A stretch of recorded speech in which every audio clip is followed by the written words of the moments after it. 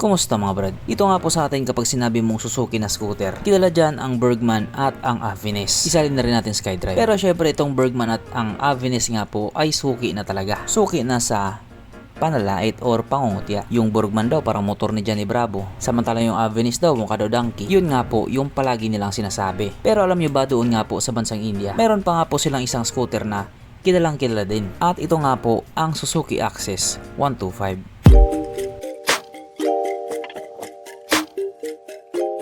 Pero syempre bago tayo magpatuloy, kung bago ka pa lamang napadpad dito sa aking walang kwentang channel, huwag ka na mag-subscribe.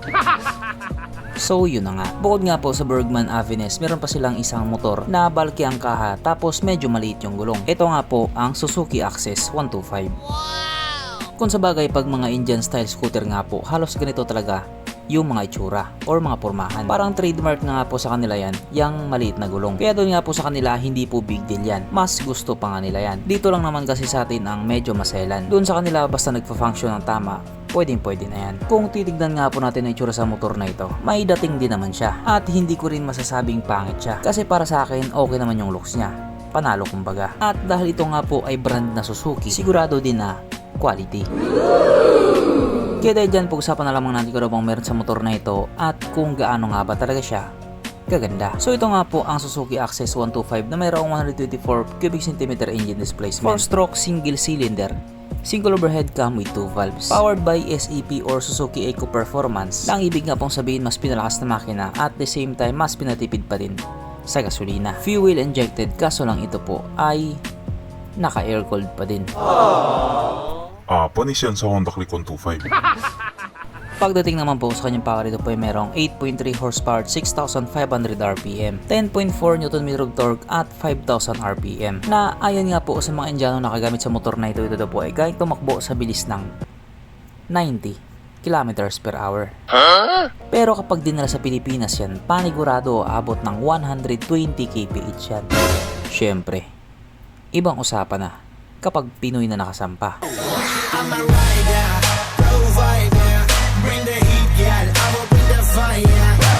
Ang kanyang tangke ay kaya magkarga ng 5.3 liters fuel tank capacity na kumukonsumo naman na po ng 47 kilometers per liter. So para nga po sa isang 125cc na scooter na kumukonsumo ng ganon, medyo matipid na po yun. Ang sukat ng kanyang gulong 90x90x12 sa harap at 90x100x10 sa likuran. Syempre paras na nga po itong naka-tubeless. So katulad nga po na sinabi ko kanina, doon sa India, parang trademark na nga po doon sa kanila yung pagiging maliit yung gulong. Ayon kasi sa paliwanag ng iba, mas mabilis daw ang arangkada kapag maliit yung gulong. Kalokohan, sabi ng Manaka Raider.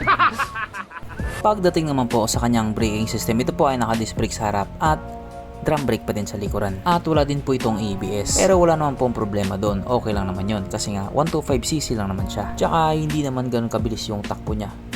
Mas mabilis pa nga yung mga tumbling nila. Ang kanyang seat height ay may taas na 773mm at 160mm naman ang kanyang ground clearance. At ang motor nga po na ito ay may kabuuang bigat na 106 kg. Na para nga po sa isang 125cc na scooter, sakto lang yung bigat niya. Mapunta naman po tayo sa iba pa niya mga features. So ang ilaw nga po sa motor na ito, naka-LED na po yung headlight tapos yung taillight niya. Pero bulb light pa rin yung kanyang mga signal lights. Kung titignan nga po natin kapag nakaharap siya, maganda po yung itsura ng headlight niya. Ang kanyang gauge panel, syempre ito po ay naka full digital na ganyan nga po yung itsura. Kaso lang kahit ito nga po ay updated model na, hindi pa din ito naka-keyless. Disusi pa din yung gamit-gamit sa kanya. Pero kung ako naman ang tatanungin, mas okay yung disusi. Kung ako lang naman ang tatanungin. At syempre hindi nga din po mawawala sa motor na ito ang kanyang USB charging port. Na para kahit saan ka nga po magpunta, hindi ka na mangangamba na baka malubat yung cellphone mo kasi nga manonood ka pa ng Cornhub. At isa nga din po sa mga sabi kong trademark ng mga made in India na scooter, yung gas tank cap nga po nila nakapwesto po sa may bandang likuran or sa may bandang puwitan. Hindi ko masasabing easy access kasi nga medyo tatayo ka pa dyan. Unlike nga po sa mga gas tank cap na nakapwesto sa may harapan, mas convenient yun. Pero syempre may rason din naman siguro sila kung bakit ganyan yung ginawa nila. Ewan ko lang dito sa mga nagtatumbling kung may rason ba tong pinagagawa nila. At isa pa nga din po sa kagandahan dito sa motor na ito, meron pa din po siyang kickstart. Yes po, buhay na buhay pa din yung kickstart niya. Alam naman kasi natin na karamihan sa mga scooter ngayon, lalo na ba yung mga bago, wala na talagang kickstart. Pero dito nga po sa Suzuki Axis 125, meron pa din siyang kickstart. Kaya plus point nga po siya doon. Pero dito, mas plus point ka dito. Sapagkat nandito na nga po tayo sa exciting na part, ang kanyang mga suspension. So sa harapang bahagi nga po ito ay ginamitan ng telescopic fork. At sa likuran naman ito po ay gumagamit ng single shock absorber na ayon nga po sa mga taong nakagamit sa motor na ito, maganda ang bounce.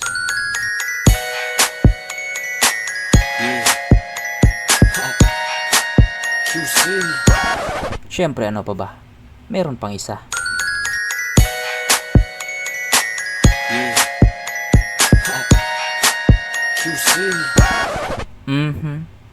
Panigurado. Wala na namang nalungkot. At dahil wala nga pong nalungkot, alamin na po natin kung present nga ba sa motor na ito yung tatlong pinaka-importanting features. So, una na nga po dito ang kanyang lagayan ng stallion at good news mga brad.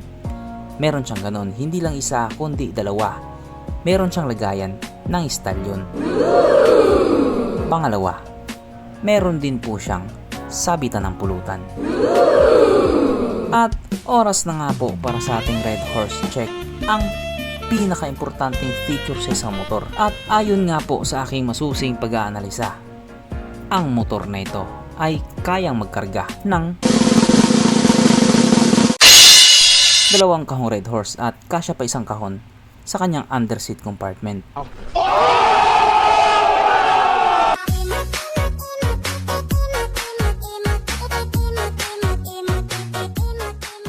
So therefore ang motor na ito ay talagang highly recommended.